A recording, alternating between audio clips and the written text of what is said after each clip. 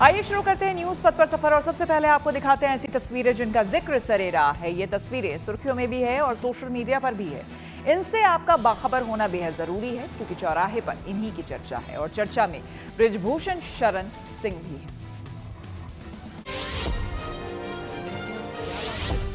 भारतीय सांसदों के डेलीगेशन और दक्षिण कोरियाई यूट्यूबर की मुलाकात चर्चा में आ गई। इस मुलाकात में यूट्यूबर हिंदी में बोलता नजर आया। इसका वीडियो जेडीयू सांसद संजय झा ने सोशल मीडिया पर शेयर किया। संजय झा ऑपरेशन सिंदूर की सफलता और पाकिस्तान के आतंकवाद पर पोल खोलने के लिए इन दिनों दक्षिण कोरिया के दौरे पर हैं। इसी दौरे में वो सियोल में यूट्यूबर येचन सीली यानी चार्ली से भी मिले, जो हिंदी में बात करते दिखाई दिए। इसी मुलाकात पर संजय झा ने बताया कि चार्ली यहाँ अपने ठेठ बिहारी अंदाज की वजह से कोरियाई बिहारी के नाम से भी जाने जाते हैं। चार्ली का बचपन पटना में बीता है और वो बिहार की भाषा भी अच्छे से बोल लेते हैं। अब यही वीडियो सोशल मीडिया पर चर्चा का विषय बन गया है। गर्व होता है कि हम बिहार से हैं और बिहार में पले बड़े हैं। चेहरा से नहीं लग रहा है, चेहरा से नहीं लग रहा है, टोन से पूरा बिहारी लग रहा है। बीजेपी नेता बृजभूषण शरण सिंह ने एक बार फिर अपना शक्ति प्रदर्शन किया। रेसलिंग फेडरेशन ऑफ इंडिया के पूर्व अध्यक्ष बृजभूषण शरण सिंह ने अयोध्या में एक जुलूस निकाला। इसमें उनके सैकड़ों समर्थक अपनी कई गाड़ियों के काफिले के साथ शामिल हुए।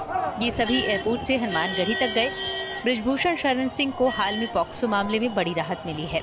ऐसे में जैसे ही वो अयोध्या एयरपोर्ट पर पहुंचे तो वहां उनका जोरदार स्वागत हुआ। ढोल नगाड़ों के बीच फूलों की बारिश की गई और समर्थकों ने खूब नारेबाजी की। फिर उन्होंने हनुमानगढ़ी में दर्शन पूजन कर बजरंगबली का आशीर्वाद लिया।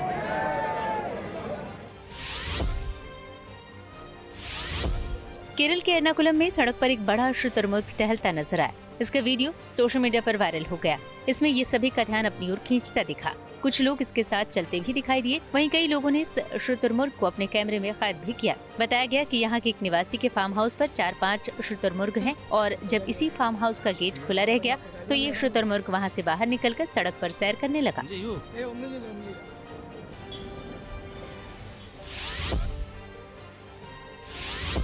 यूपी के इटावा रेलवे स्टेशन के प्लेटफॉर्म पर सरसों का तेल फैल गया, जिस पर कई लोग फिसलते नजर आए। हाल ये हो गया कि जो आरपीएफ कर्मचारी यात्रियों को बचाने के लिए आया था वो भी इस तेल से नहीं बच सका और फिसल गया। बताया गया कि किसी यात्री का ये सरसों के तेल से भरा डिब्बा इटावा रेलवे स्टेशन के प्लेटफॉर्म नंबर 2 पर फैला था। हालांकि फिर जब ट्रेन वहां से चली गई तो सफाई कर्मियों ने इसे साफ कर दिया। मध्य प्रदेश के श्योपुर में 2 युवकों का पुलिस थाने में रील बनाने का वीडियो सोशल मीडिया पर वायरल हो गया। इतना ही नहीं, इन्होंने हवालात से निकलने की भी वीडियो बनाई। बताया गया कि थाने में टाइलें लगाने का काम चल रहा था। इसी के लिए काम करने आए युवकों ने ये रील तैयार की। अब वीडियो वायरल होने के बाद पुलिस ने इन युवकों के खिलाफ केस दर्ज कर लिया और जाँच शुरू कर दी। साथ ही कहा गया कि अगर थाना प्रभारी या किसी और स्टाफ की गलती पाई जाती है तो उनके खिलाफ भी कार्रवाई की जाएगी। बिहार के बेतिया में एक अनोखा मामला देखने को मिला। यहाँ एक घोड़े को पुलिस ने पकड़ लिया। दरअसल पुलिस को गुप्त सूचना मिली थी कि शराब तस्कर भारी मात्रा में विदेशी शराब की खेप एक घोड़े पर लाद कर ले जा रहे हैं। ऐसे में पुलिस टीम ने घेराबंदी की तो एक घोड़े की पीठ पर काफी विदेशी शराब मिली। इसी दौरान शराब तस्कर भाग निकला। वहीं पुलिस इस घोड़े को थाने ले आई। अब पुलिस ये पता लगाने में जुटी है कि आखिर ये घोड़ा किसका था। जिंदगी का सफर सुहाना हो इसके लिए सावधान रहना जरूरी है। रोजमर्रा की आपाधापी में कुछ देर बैठकर सोचना समझना भी जरूरी है कि आपके आसपास क्या हो रहा है और जो कुछ हो रहा है उससे हमारी जिंदगी, हमारा परिवार कैसे प्रभावित हो सकता है। इसलिए हॉर्न बजाकर बाखबर करने वाली खबर जरूरी होती है। और आज की ये खबर झोला छाप डॉक्टरों के जानलेवा इलाज से जुड़ी। उत्तर प्रदेश के कौशाम्बी जिले में 2 झोला छाप डॉक्टरों की लापरवाही से 5 साल के बच्चे की जान गई। पुलिस ने दोनों आरोपियों को गिरफ्तार कर लिया है और उन पर गैर इरादतन हत्या का मामला दर्ज किया गया है। वहीं मध्य प्रदेश के जबलपुर में एक पेंटर डॉक्टर बनकर एक प्राइवेट अस्पताल में मरीजों का इलाज कर रहा था। वो किसी और के दस्तावेजों के दम पर डॉक्टर बना हुआ था। इसी बीच इलाज के दौरान एक बुजुर्ग महिला की मौत से बवाल हो गया। ऐसे में जरूरी है कि झोला छाप डॉक्टरों के जानलेवा इलाज को लेकर खुद भी सतर्क हो जाएं और दूसरों को भी सावधान करने के लिए हॉर्न बजाएं।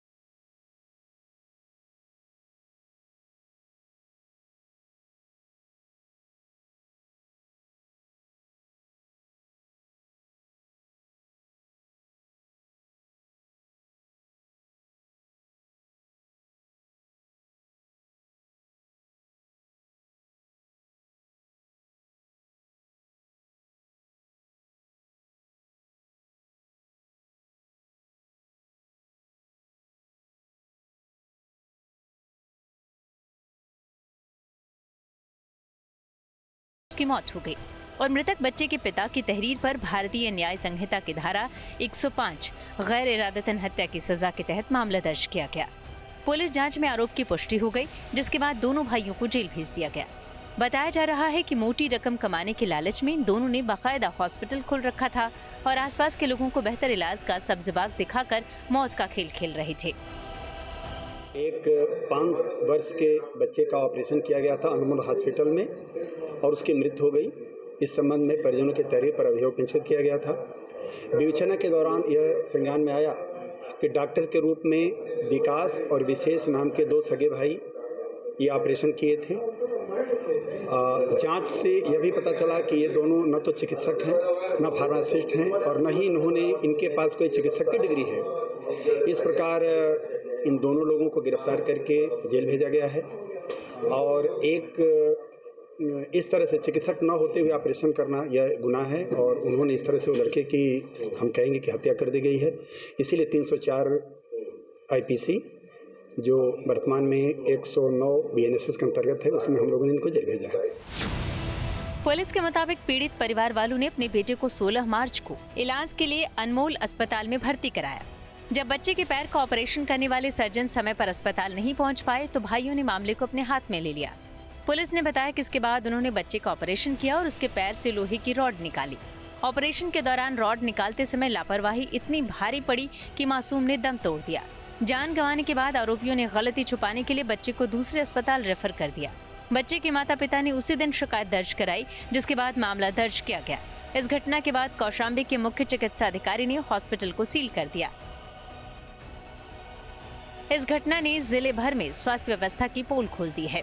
मासूम की मौत से जहां परिवार सदमे में है, वहीं स्थानीय लोग स्वास्थ्य विभाग की कार्यप्रणाली पर सवाल उठा रहे हैं। वहीं MP के जबलपुर में एक फर्जी डॉक्टर ने एक महिला की जान ले ली। बताया जा रहा है कि प्राइवेट हॉस्पिटल के फर्जी डॉक्टर ने सालों तक लोगों की जान से खिलवाड़ किया और किसी और के दस्तावेजों के दम पर डॉक्टर बना रहा। पुलिस के मुताबिक सितंबर में एक बुजुर्ग महिला को अस्पताल में भर्ती कराया गया, लेकिन इलाज के दौरान ही इस महिला की मौत हो गई। शुरुआत में ये एक सामान्य मामला लग रहा था, लेकिन जब मृतक के बेटे ने मेडिकल रिपोर्ट देखी तो उसमें फर्जी डॉक्टर का नाम सामने आया और जब मृतक के परिवार वालों ने इस डॉक्टर से मुलाकात करनी चाही तो अस्पताल प्रशासन ने टाल मटोल शुरू कर दी। इसके बाद जांच पड़ताल करने पर पता चला कि इलाज करने वाला डॉक्टर नहीं बल्कि एक पेंटर है। जब पीड़ित परिवार वालों ने फर्जी डॉक्टर से संपर्क किया तो उन्होंने बताया कि वो डॉक्टर नहीं बल्कि पुताई का काम करते हैं और अस्पताल के बोर्ड पर जो तस्वीर लगी है वो उनके स्कूल के दोस्त की है जो डॉक्टर है। हालांकि अस्पताल प्रशासन का कहना है कि ये अस्पताल को बदनाम करने की साजिश है। बेसिकली ये जो खबर है ये मार्बल सिटी हॉस्पिटल को बदनाम करने के लिए दुष्प्रचार किया जा रहा है। इस खबर के संदर्भ में तथ्य ये है कि 2022 में ब्रिजराज सिंह उइके नाम के एक डॉक्टर ने मार्बल सिटी में एप्लीकेशन दी थी जॉब के लिए। जॉब की एप्लीकेशन के साथ उन्होंने अपना MBBS का डिग्री, मेडिकल काउंसिल का रजिस्ट्रेशन, भोपाल मेडिकल काउंसिल का रजिस्ट्रेशन, MBBS की सभी वर्षों की मार्कशीट, इंटर्नशिप जो होती है MBBS के बाद उसकी कंप्लीशन सर्टिफिकेट और डॉक्टर द्वारा मेडिकल कॉलेज के सुपर स्पेशलिटी हॉस्पिटल में कार्डियोलॉजी विभाग में 2 साल का काम का अनुभव प्रमाण पत्र उन्होंने यहाँ लगाया था।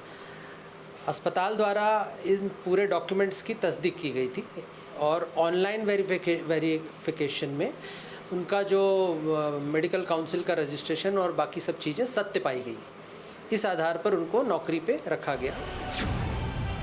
आरोपी डॉक्टर के मुताबिक उसके दोस्त ने सालों पहले मदद के बहाने उसकी 10वीं 12वीं की मार्कशीट और जाति प्रमाण पत्र लिए थे, लेकिन उसने उन्हीं दस्तावेजों पर फर्जी तरीके से MBBS में दाखिला लिया और डॉक्टर बन गया और मैं मजदूरी कर रहा हूं और वो मेरे नाम पर अस्पताल चला रहा है। इस खुलासे के बाद पीड़ित परिवार ने ओमती थाने में FIR दर्ज कराई। केस दर्ज करने के बाद पुलिस ने मामले की जांच शुरू कर दी है और आरोपी डॉक्टर की तलाश की जा रही है। पुलिस के शुरुआती जांच में ये पता चला है कि जिन दस्तावेजों के आधार पर MBBS की पढ़ाई की गई वो पेंटर की है, जो डॉक्टर नहीं बल्कि मजदूरी करता है। फरियादी मनोज कुमार महावर ने एक आवेदन पत्र दिया था थाना ओमती में जिसमें उनने मार्बल सिटी अस्पताल में अपनी मां के इलाज के दौरान मृत्यु का जिक्र किया था और एक डॉक्टर ब्रजराज सिंह उइके के खिलाफ उनने अपनी मां की सही इलाज नहीं किए जाने से मृत्यु होना उस आवेदन में बताया था। उसकी जांच पर से थाना उमती में इस रिपोर्ट पर डॉक्टर ब्रजराज सिंह उइके के खिलाफ धारा 318, 319, 338, 340 धोखाधड़ी और कूट रचित दस्तावेज तैयार करने का FIR दर्ज किया गया है और इसमें आगे विवेचना की जा रही है। ऐसे में अब सवाल उठ रहा है कि अगर हॉस्पिटल के डॉक्टर ने MBBS की असली डिग्री ली है तो उसने दूसरे के नाम से क्यों ली? हालांकि पूरे मामले का खुलासा जांच के बाद ही होगा। वो डॉक्टर बराबर डिग्रीधारी है और उसका ICU के कार्य में उसने कहीं से ट्रेनिंग ली है पूरी, और वो बहुत दिनों से ICU में काम कर रहा है, लेकिन अभी तक कोई उसके साथ समस्या नहीं आई। तो इसलिए चूँकि क्वालिफाइड डॉक्टर है जैसा अस्पताल प्रबंधन ने बताया, और जांच उच्च स्तर की ही हुई है, सुपर स्पेशलिटी के सुपर स्पेशलिस्ट डॉक्टर ने इस मामले की जांच की है, और जहां तक मुझे जानकारी है इसमें कोई बहुत गंभीर कमी उनको नहीं मिली। वहीं पीड़ित परिवार वालों का आरोप है कि एक पेंटर एक मजदूर डॉक्टर बनकर लोगों की जान से खेल रहा था और अस्पताल में मरीजों को अंधेरे में रखकर इलाज किया जा रहा है। इस पूरे मामले ने एक बार फिर मध्य प्रदेश में चल रहे प्राइवेट अस्पतालों के सिस्टम और मेडिकल शिक्षा में हो रहे फर्जीवाड़े की पोल खोल दी है। जाहिर है यूपी हो या MP या कोई और राज्य, झोला छाप डॉक्टर धड़ल्ले से क्लिनिक चला रहे हैं और लोगों की जानें जा रही हैं, लेकिन स्वास्थ्य विभाग गहरी नींद में सोया हुआ है। ऐसे में जरूरी है कि झोला छाप डॉक्टरों के जानलेवा इलाज को लेकर खुद सतर्क हो जाएं और दूसरों को भी सावधान करने के लिए हॉर्न बजाएं। कौशाम्बी से अखिलेश कुमार के साथ जबलपुर से Dipesh Shah, good news today. Manipur में फिर सरकार गठन को लेकर सरगर्मी तेज, 44 विधायक तैयार। राज्यपाल से मुलाकात के बाद बीजेपी का दावा, केंद्र नेतृत्व पर छोड़ा फैसला। आइए सीधे आपको लिए चलते हैं न्यूज एक्सप्रेसवे पर, जहां देश भर की कुछ और जरूरी खबरें कर रही हैं आपका इंतजार। कर्नल सोफिया कुरैशी पर आपत्तिजनक टिप्पणी के मामले में विवादों में घिरे मध्य प्रदेश के मंत्री विजय शाह के खिलाफ शुरुआती जांच रिपोर्ट SIT ने सुप्रीम कोर्ट को सौंप दी। सूत्रों के मुताबिक रिपोर्ट में कहा गया है कि जांच अभी शुरुआती दौर में है। जांच के अंतिम रिपोर्ट के लिए SIT ने और वक्त मांगा तो अदालत ने समय दे दिया। वहीं अगले आदेश तक विजय शाह को गिरफ्तारी से अंतरिम राहत भी बरकरार रहेगी। अब सुप्रीम कोर्ट गर्मी की छुट्टियों के बाद जुलाई में इस केस की सुनवाई करेगी। साथ ही सर्वोच्च अदालत ने हाईकोर्ट से कहा कि वो समानांतर सुनवाई न करे।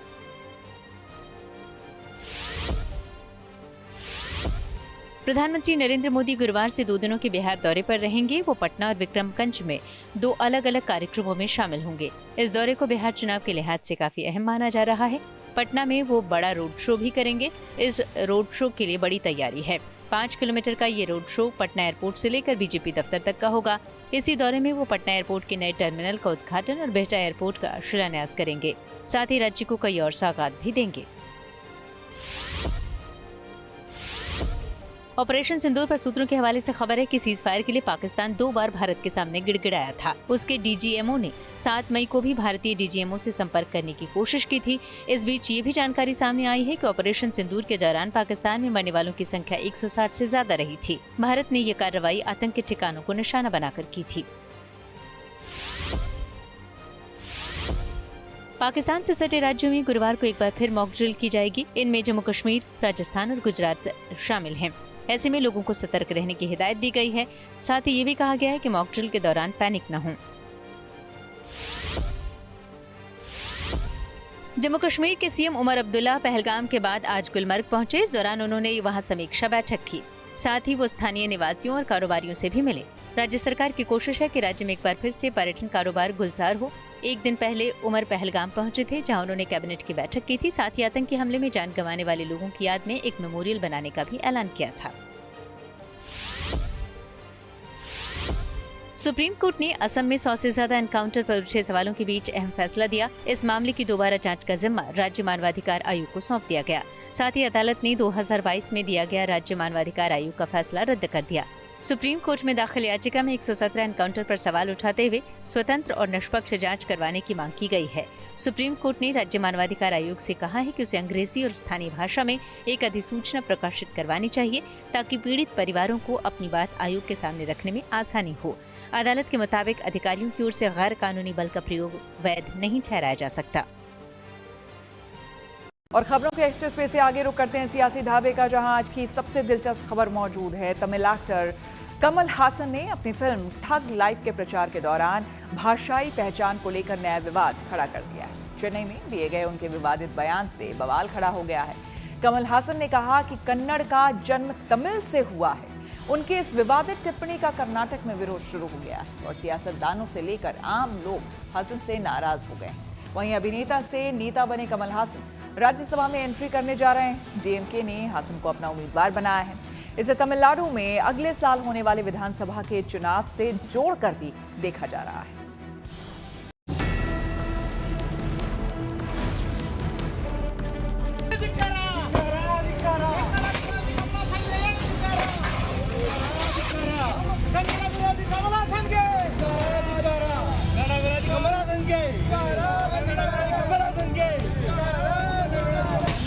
फट्टे पोस्टरों से ये मत समझिएगा कि विवाद फिल्म को लेकर है। असल में गुस्सा इस फिल्म के एक्टर कमल हासन के खिलाफ है।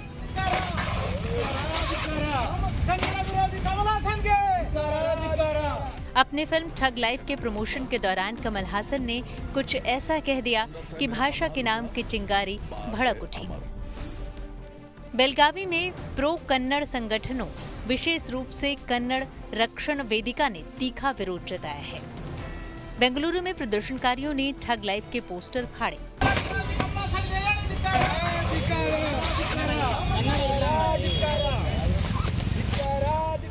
हिंदी और हिंदुत्व को लेकर कमल हासन कई बार विवादित बयान दे चुके हैं, पर इस बार उन्होंने लड़ाई कन्नड़ वर्सेस तमिल की कर दी। चेन्नई में वो अपनी आने वाली फिल्म ठग लाइफ के प्रमोशन कर रहे थे। इसी दौरान उन्होंने कन्नड़ स्टार शिवराज कुमार की तरफ इशारा करते हुए कहा कि ये भी हमारे परिवार का हिस्सा हैं, क्योंकि आपकी भाषा का जन्म हमारी तमिल भाषा से हुआ है। இது அந்த ஊரில் இருக்கும் என் குடும்பம், அதனால தான் அவர் இங்கே வந்திருக்காரு. அதனால தான் நான் பேச்சை ஆரம்பிக்கும் பொழுது நான் உயிரே உறவே தமிழே என்று ஆரம்பித்தேன். அதில் தமிழிலிருந்து பிறந்தது தான் உங்கள் பாஷையும், ஆனால் நீங்களும் அதில் உட்படுவீர்கள்.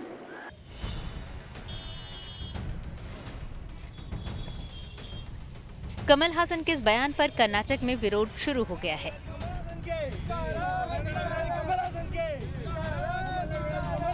बीजेपी के प्रदेश अध्यक्ष BY विजेंद्र ने इसे कन्नड़ भाषा और 6.5 करोड़ कन्नड़ लोगों का अपमान करार दिया। विजेंद्र ने एक्स पर लिखा, अपनी मातृभाषा से प्रेम करना चाहिए, लेकिन दूसरी भाषाओं का अनादर करना अशिष्ट व्यवहार है। कलाकारों में हर भाषा का सम्मान करने की संस्कृति होनी चाहिए।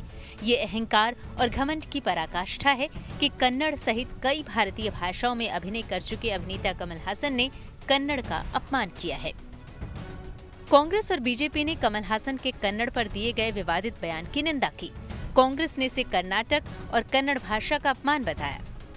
जो कन्नड़ा भाषा का एक इतिहास है, जो कमल हासन इस तरीके के पास इस समय क्यों बोला ये समझ नहीं आ रहा है।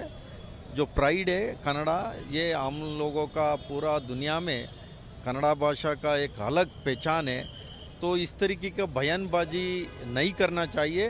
वो क्यों किया, ये जो इस तरीके से कहने से जो सच नहीं हो जाएगा, झूठ कभी सच नहीं होगा। कर्नाटक के मुख्यमंत्री सिद्धारमैया ने कमल हासन के कन्नड़ पर दिए बयान पर नाराजगी जताई। उन्होंने कहा कि कन्नड़ का इतिहास बहुत पुराना है, बेचारे कमल हासन को इसकी जानकारी ही नहीं है। तो वहीं बीजेपी ने कन्नड़ भाषा की सांस्कृतिक पहचान का अपमान करने का आरोप लगाया।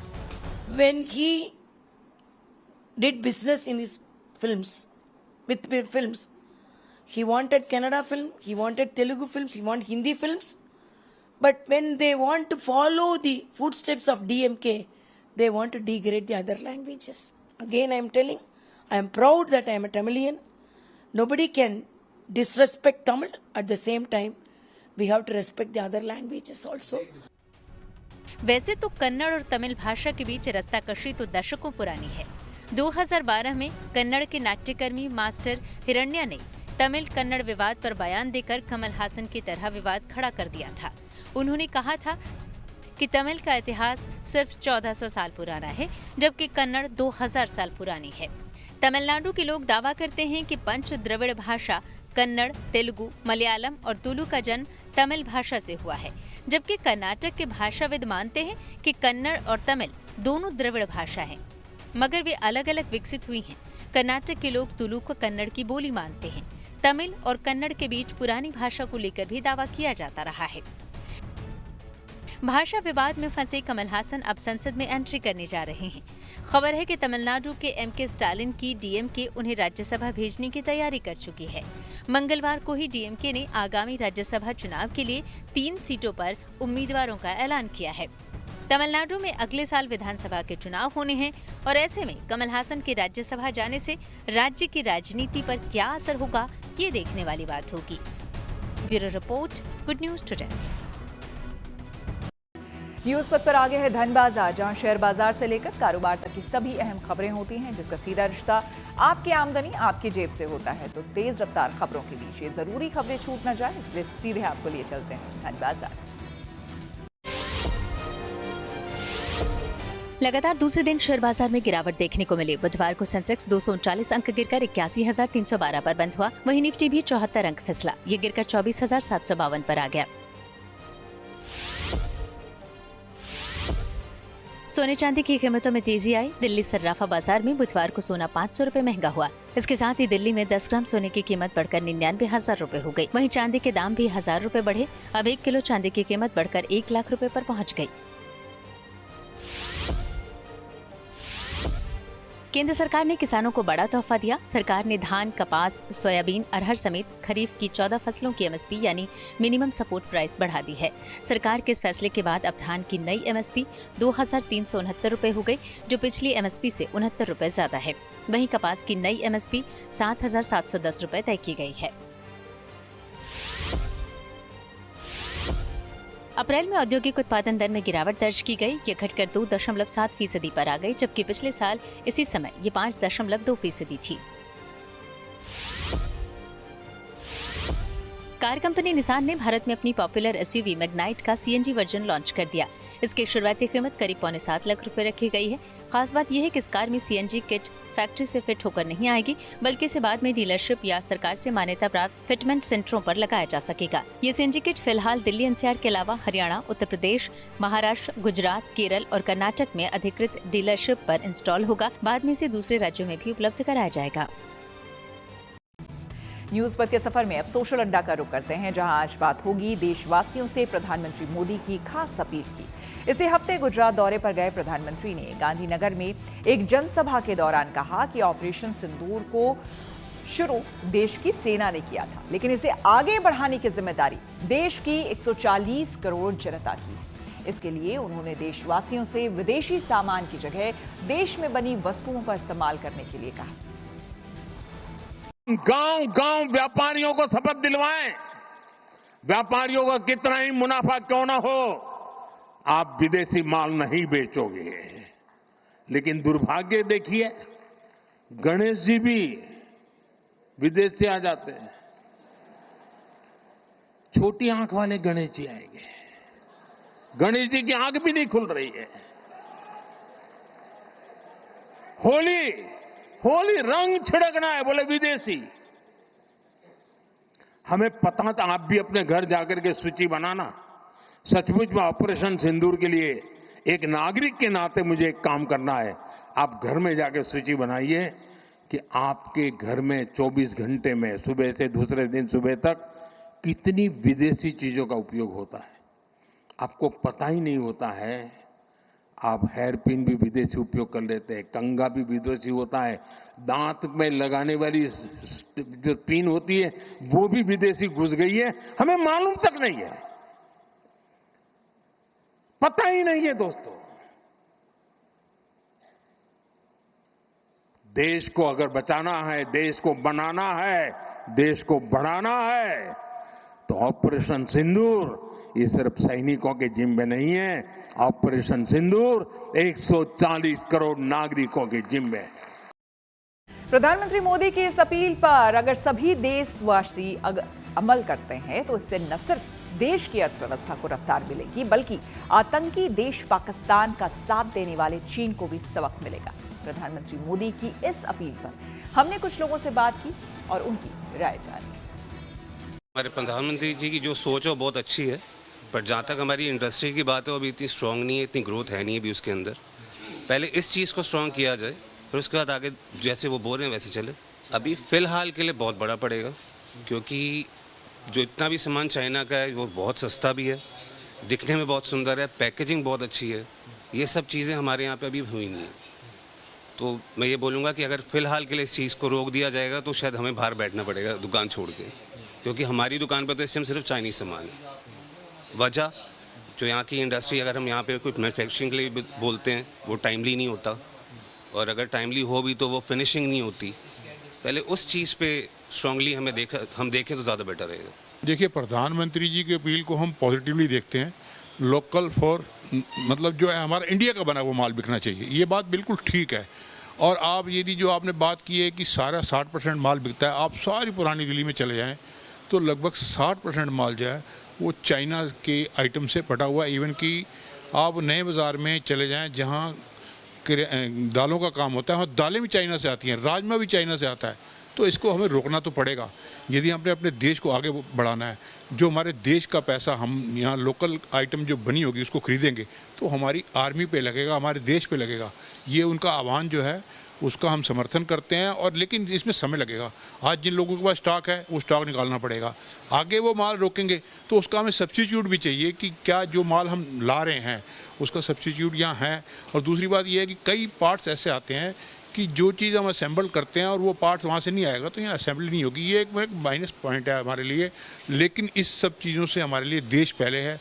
हम इस सब चीज़ों को पार लगाते हुए हम यहाँ की बनी हुई आइटमों पे जोर देंगे, और जो नहीं बनती है वो यहाँ बनाएंगे और सरकार से उसकी मदद लेंगे। देखिए, हम ये करने के लिए रेडी हैं, हम यहाँ की चीज़ें परचेज़ करने के लिए रेडी हैं, बट द थिंग इज़ कि क्वालिटी मेंटेन बाहर की ज़्यादा अच्छी है।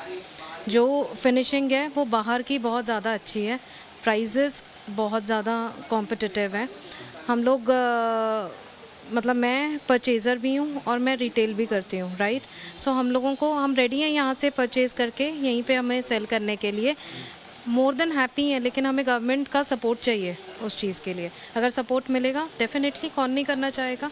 एक्चुअली आइडिया ही नहीं था कि चाइनीज़ है। अभी आपने क्वेश्चन पूछा तो नोटिस किया कि चाइनीज़ है, बट सही है कि चाइनीज़ का बहिष्कार करना चाहिए।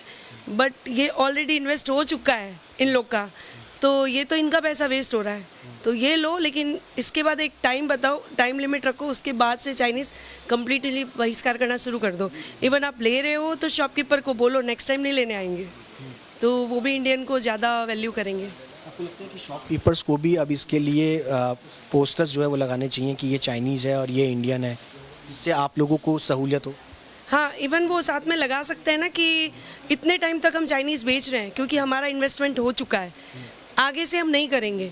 बट चाइनीज़ बहुत सस्ता होता है और इंडियन हमारा थोड़ा महंगा पड़ेगा, तो ये आप लोगों को थोड़ा एडजस्ट करना पड़ेगा। तो शॉपकीपर को भी कोई नुकसान नहीं है और इंडियन भी, मतलब लोग भी इसको एक्सेप्ट करेंगे। चाइनीज़ प्रोडक्ट पे बेसिकली कस्टम बढ़ाना चाहिए, कस्टम एक्साइज बढ़ाएंगे तो ऑटोमेटिकली उसका प्राइस हाई होगा, इंडियन प्रोडक्ट को बेनिफिट मिलेगा। तो एक ये भी है, लाइक जैसे ट्रंप ने किया, तो तभी हो सकता है जब हम लोग डोमेस्टिक गुड्स यूज़ करना स्टार्ट करेंगे। अगर उस पर हम लोग डायरेक्टली कस्टम एक्साइज बढ़ाएंगे, लाइक 50, 80, 100% करेंगे, इनका प्राइस ऑटोमेटिकली सुटअप होगा और इंडियन प्रोडक्ट्स को बेनिफिट। आइए अब रुक करते हैं प्रगति मार्ग का, जहां ऐसी खबरें हैं जो कि देश की तरक्की, प्रगति और लोगों की काबिलियत दिखाती है। प्रगति मार्ग में आज चर्चा राजस्थान की नंदिनी गुप्ता की, जो कि मिस वर्ल्ड 2025 प्रतियोगिता में भारत की उम्मीद बनकर उभरी हैं। हैदराबाद में चल रही इस प्रतियोगिता में भारत का प्रतिनिधित्व कर रही नंदिनी इस ताज के बेहद करीब पहुंच चुकी हैं।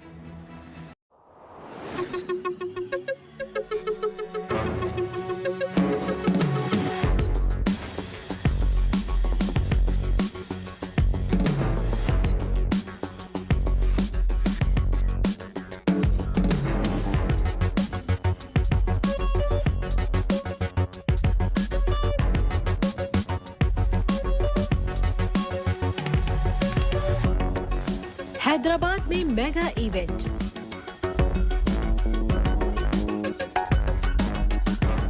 दुनिया की सर्वश्रेष्ठ सुंदरी को चुनने में जुटा है हैदराबाद। विश्व सुंदरियों की रेस में आगे भारत।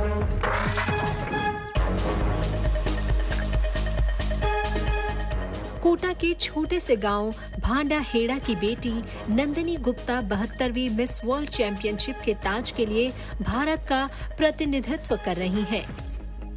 खुशखबरी ये है कि मिस वर्ल्ड 2025 प्रतियोगिता में नंदिनी गुप्ता सेमीफाइनल्स में पहुंच गई हैं। नंदिनी ने टॉप 40 में पहुंच सेमीफाइनल्स में जगह बनाई है। इस प्रतियोगिता में नंदिनी की जीत के चांस इसलिए भी ज्यादा दिख रहे हैं क्योंकि वो प्रतियोगिता के टॉप मॉडल चैलेंज में जीत चुकी हैं। ये कॉन्टेस्ट जीतने वाली नंदिनी उन 4 मॉडलों में सर्वश्रेष्ठ रही जो इसके लिए चयनित हुई थी। एशिया ओशिनिया मिस वर्ल्ड 2025 का टॉप मॉडल चैलेंज जीतने वाली वो भारत की पहली मिस इंडिया है। इस इवेंट के बाद उन्होंने मिस वर्ल्ड 2025 के फिनाले की सीट लगभग पक्की कर ली है। प्रतियोगिता के दौरान मॉडल वहां के लोकल टूरिज्म को प्रमोट कर रही हैं।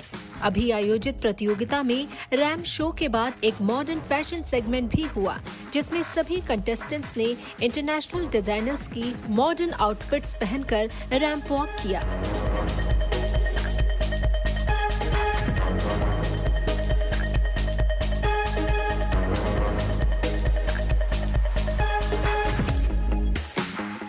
इस बार खास ये है कि भारत में होने वाले फिनाले में सभी कंटेस्टेंट्स तेलंगाना की पारंपरिक बुनाई वाले परिधान पहनने वाली हैं, जिन्हें 723 खास कारीगरों ने मिलकर तैयार किया है। इन परिधानों की खास बात ये है कि इन्हें असली सोने के तारों से बनाया गया है, जिसमें असली मोती जड़े होंगे। जाहिर है 31 तारीख को हैदराबाद में भारतीय सांस्कृतिक विरासत नारी शक्ति की झलक दिखेगी। ये सिर्फ ड्रेस नहीं होंगी बल्कि एक सांस्कृतिक दस्तावेज के स्वरूप में होंगी। ये भारत की विरासत को दुनिया के सामने पेश करने की खूबसूरत पहल है। वहीं इस मेगा इवेंट में ब्यूटी, संस्कृति और फैशन का ऐसा मेल देखने को मिल रहा है जिसने दर्शकों का दिल जीत लिया है और इसके हर इवेंट को खास बना दिया है। 10 मई से हैदराबाद में मिस वर्ल्ड प्रतियोगिता चल रही है, जो अब अपने आखिरी पड़ाव पर है। चैंपियनशिप में 120 देशों की मॉडल्स ने हिस्सा लिया है। इसमें 4 group Africa, America, Caribbean, Asia, Oceania और यूरोप है। हर ग्रुप में 30-30 मॉडल हैं। टॉप मॉडल चैलेंज में प्रत्येक ग्रुप की मॉडल यहाँ पहुँची थी। वैसे प्रतियोगिता में कई इवेंट हो चुके हैं। नंदिनी की खास बात ये रही है कि वो हर राउंड में अपने ग्रुप एशिया ओशिनिया में टॉप रही। अब 31 मई को होने वाले फाइनल में पूरी दुनिया की नजर है और नंदिनी की जीत के लिए देश भर में प्रार्थना हो रही है। कोटा से चेतन गुर्जर के साथ bureau report, good news today. पूर्व फील्डिंग कोच टी दिलीप की फिर से टीम इंडिया में हो सकती है वापसी। जी हाँ, खेल जगत से जुड़ी ऐसी इंटरेस्टिंग खबरों को जानने के लिए आइए चलें खेल चक्कर।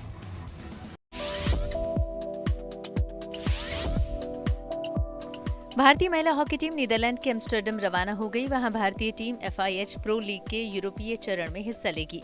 ये मुकाबले लंदन में होंगे, लेकिन वहां रवाना होने से पहले टीम 8 जून तक एम्स्टर्डम में अभ्यास करेगी। एशियन एथलेटिक्स चैंपियनशिप में भारतीय खिलाड़ियों का शानदार प्रदर्शन जारी है। रूपल चौधरी, संतोष कुमार, विशाल टीके और सुभा वेंकटेशन की चौकड़ी ने 4 गुना 400 मीटर मिश्रित रिले टीम इवेंट में गोल्ड जीता। इस जोड़ी ने 3 मिनट 18 सेकंड के समय के साथ ये पदक अपने नाम किया। साथ ही रूपल ने व्यक्तिगत 400 मीटर तो पूजा ने 1500 मीटर में पदक जीते। बैडमिंटन खिलाड़ी सात्विक साईराज, रंकीरेड्डी और चिराग शेट्टी की जोड़ी ने सिंगापुर ओपन में शानदार शुरुआत की। इसमें सात्विक और चिराग ने मलेशिया के चुंग होन जियान और मोहम्मद हाइकाल को 21-16 और 21-13 से मात दी। इसी के साथ दूसरे दौर में एंट्री कर ली।